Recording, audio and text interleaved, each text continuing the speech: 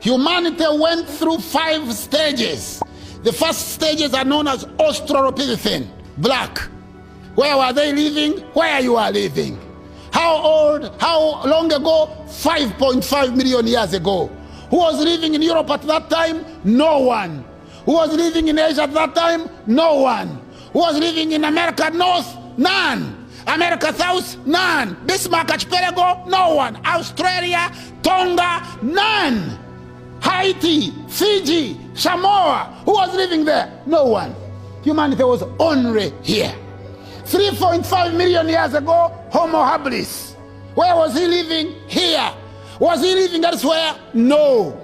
1.5 million years. Humanity at the stage of Homo erectus, the African that walks upright. Where is he living? Here. He lives here to populate the world. He passes through the Gulf of Eden, avoids Saudi Arabia, crosses into India.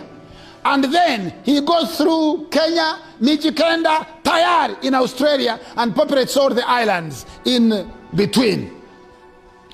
Avoids Israel, avoids Jordan, avoids Syria. He also discovers fire. Then 150,000 years, modern man, known as Homo sapien. Homo sapien. The oldest Homo sapien, the bones discovered in Omo Valley in Ethiopia and Kenya.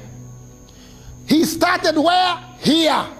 Then he moves with his feet and his cows, mobile food, and his language, articulated symbolic language, and his brain, a bigger cranium, and he populates Europe. He is the first person to populate Europe about 40,000 years ago, known as Gromordi. The first people to populate Europe were black people. They were known as Gromordi. First people to populate England were black people. They were known as Bika. First people to populate India were black people. They were known as Dravidians. First people to populate Japan, black people. They were known as Masaba Negroes. Mulembe, Kamaku, Wagasile, they came from here. They populated Japan. That's why Japanese names are like Ugandan names. Takahara, Nakamura, Kato, Toyota, all those, because the first Japanese were black people. In ancient time, the whole world belonged to the black man, the black woman. You are the people that populated the world. You are the people that gave birth to everybody else. And quite significantly, and I am telling you this as a scholar, I have a library of 32,000 books. I have read each one of them, not only read them, but remember them. I have traveled in almost every corner of the world, lectured at the most prestigious universities. I am telling you that in ancient time, the only people who are on earth were you and your ancestors. You. And you are also the people of the scriptures. All scripture, be it the Rig Veda, the Namapali, the Peramperu, the Papyrus of Ani, the Papyrus of Hunefa, the Quran, the Bible, the Book of Zoroaster, the Epic of Gilgamesh, is all about black people. Black people. But I know you have not heard about this information.